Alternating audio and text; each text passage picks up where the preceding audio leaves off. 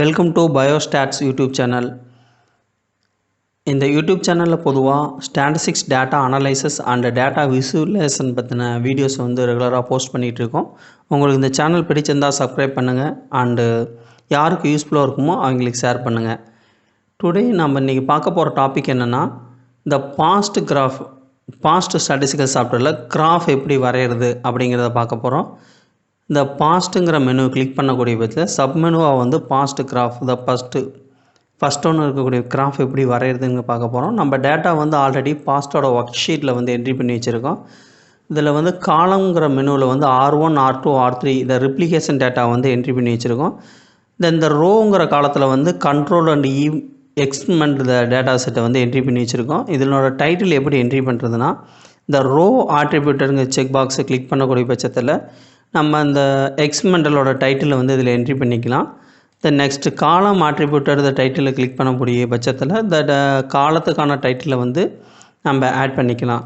Okay, இந்த data முழுசாக hold the data select பண்ணிக்கிறோம். அதுக்கு செலக்ட் ஆளுங்கிற பட்டனை கிளிக் பண்ணிவிட்டு பிளாட் மெனுவில் போயிட்டு இந்த ஃபஸ்ட் ஒன்று இருக்கக்கூடிய கிராஃப் அப்படிங்கிறத கிளிக் பண்ண போகிறோம்.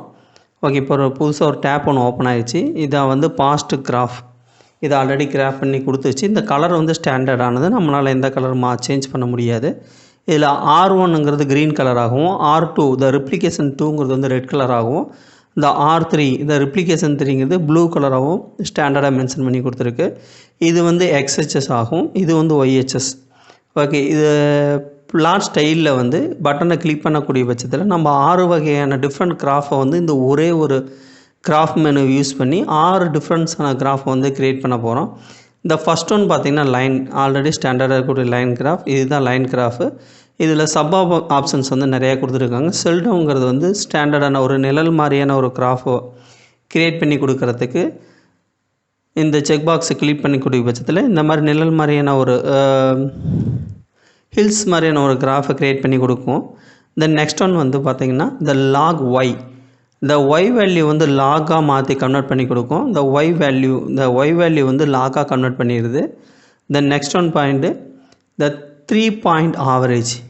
ஓகே, இந்த 3 பாயிண்ட் ஆவரேஜாக வந்து டேட்டா வந்து கன்வெர்ட் பண்ணிக்கூடிய ஒரு கிராஃப் மெத்தடு. தென் நெக்ஸ்ட் ஒன் பார்த்திங்கன்னா இந்த ரோ லேபிள். இந்த செக் பாக்ஸை கிளிக் பண்ணக்கூடிய பட்சத்தில் நம்ம லேபிள் வந்து ரோ வந்து இந்த XH வந்து ரோ லேபிளாக கன்வெர்ட் பண்ணுது. இந்த control E1 E2 E3 E4 E5 இந்த லேபிளாக கன்வெர்ட் பண்ணுது. தென் நெக்ஸ்ட் ஒன் பார்த்திங்கன்னா ஃப்ளிப் XX. இந்த டேட்டா வந்து YXS XHS ஆகும், XHS YHS ஆகும் கன்வெர்ட் பண்ணக்கூடிய ஒரு டூல்ஸ் தான் இந்த ஃப்ளிப் XS. தென் நெக்ஸ்ட் ஒன் பார்த்தீங்கன்னா பிளாட் ரோஸ்.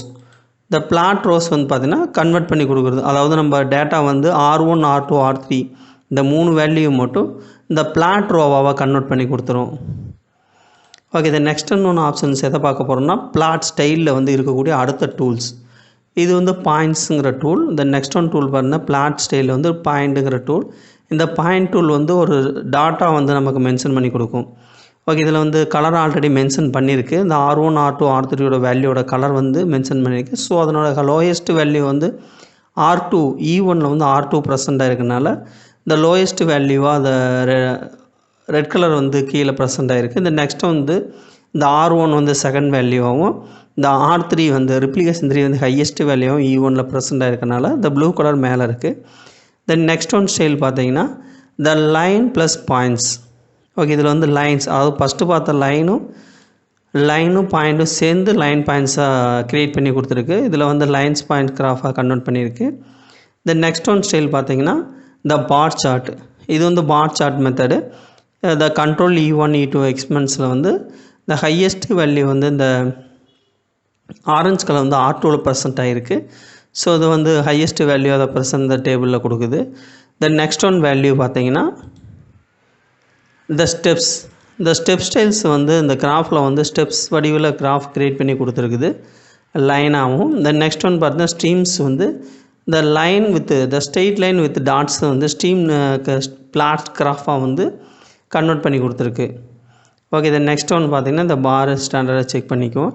இதில் வந்து எப்படி எடிட் பண்ணுறது, இந்த லைன்ஸ் இதெல்லாம் எப்படி எடிட் பண்ணுறக்கூடிய பட்சத்தில் இந்த கிராப் செட்டிங் யூஸ் பண்ணி இந்த கிராஃபை எப்படி எக்ஸ்போர்ட் பண்ணுறது அண்ட் டெக்ஸ்ட்டோட ஃபார்மட் எப்படி சேஞ்ச் பண்ணுறது எல்லாமே பார்க்கலாம். இந்த கிராப் செட்டிங் இந்த பட்டனை கிளிக் பண்ணிங்கன்னா ஒரு நியூ டேப் ஒன்று ஓப்பன் ஆகும். இதில் வந்து கலருங்கிற செக் பாக்ஸ் கிளிக் பண்ணிங்கன்னா கலர் போயிடும். இந்த பிளாக் அண்ட் ஒயிட் இமேஜஸ் இந்த கிராஃபாக க்ரியேட் ஆகிரும். இந்த செக் பாக்ஸ் வந்து கிளிக் பண்ணிங்கன்னா கலர் இமேஜஸ் கிளிக் ஆகிடும். இந்த next one for the line, இந்த லைன் வந்து திக் லைனாக கொடுத்துருக்கோம். ஓகே, இந்த நெக்ஸ்ட் ஒன்று பார்க்க போகிறோம்னா ஃபாண்ட். நான் ஃபாண்டோட ஸ்டைல் மாற்றணும் அப்படிங்கிற பட்சத்தில் ஃபாண்டுங்கிற மெனுவை கிளிக் பண்ணிங்கன்னா இந்த நிறையா மினி ஃபாண்ட் நம்ம சிஸ்டத்தில் என்னென்ன ஃபாண்ட் இன்ஸ்டால் பண்ணி வச்சுருக்கோமோ அந்த ஃபாண்ட்ஸில் வரும். இதில் நமக்கு தேவையான ஃபாண்ட்ஸ் எதுவோ அதை நம்ம சூஸ் பண்ணி செலக்ட் பண்ணிக்கலாம். நான் வந்து டைம் ரோம்ங்கிற ஃபாண்டை யூஸ் பண்ணிக்கிறேன். தென் நெக்ஸ்ட் ஒன்று ஃபாண்ட் சைஸ், இந்த எவ்வளோ ஸ்டாண்டர்டாக 11 இருக்குது, நம்ம இன்க்ரீஸ் பண்ணிக்கணும் 14. இந்த 14 ஸ்டாண்டர்டாக இருக்கக்கூடிய பட்சத்தில் 14 வச்சுருக்கேன். ஃபாண்டோட ஸ்டைல் வந்து டைம் ரோமனாகவும் சைஸ் வந்து 14ஆகவும் வச்சுருக்கிறேன். இந்த சிம்பிளுங்கிறத வந்து நம்ம வேல்யூவோட சிம்பிள் பார்த்தோம்ல, அதில் வந்து இன்க்ரீஸ் பண்ணுறதுக்கு பிஃபோர் த கிராஃபில் போயிட்டு இந்த பாயிண்ட்ஸ் கொடுக்குறீங்களா, இந்த பாயிண்ட்ஸை கிளிக் பண்ணி ஸ்டாண்டர்டில் போய்ட்டு சிம்பிள் சைஸ்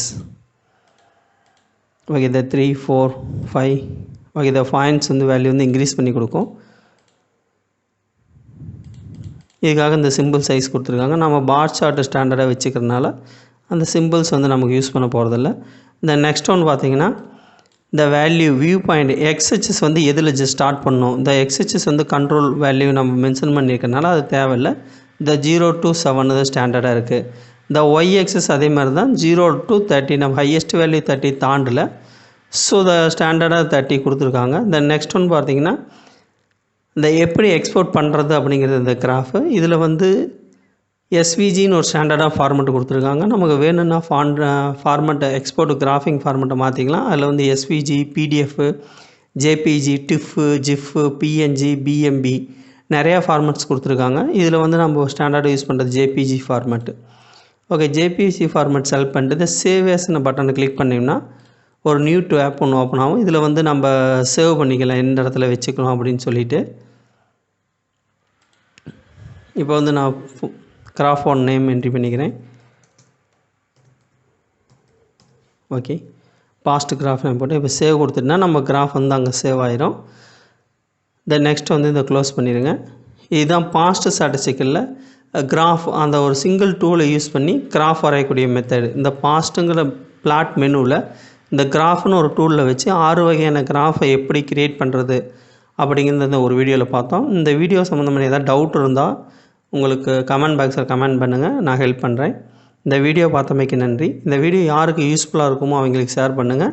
இந்த யூடியூப் சேனலில் பொதுவாக நம்ம ஒரு ஃப்ரீவேர் சாஃப்ட்வேர் வந்து எப்படி யூஸ் பண்ண போகிறோம், அதை எப்படி எடுக்கிறது, அதனோட சோர்ஸ் எப்படி யூஸ் பண்ணுறது அப்படிங்கிறது மட்டும்தான் பொதுவாக அந்த சேனலில் பார்த்துட்ருக்கோம். உங்களுக்கு பிடிச்சிருந்தால் சப்ஸ்கிரைப் பண்ணுங்கள் அண்ட் லைக் பண்ணுங்கள். யாருக்கு யூஸ்ஃபுல்லாக இருக்குமோ அவங்களுக்கு ஷேர் பண்ணுங்கள். தேங்க்யூ.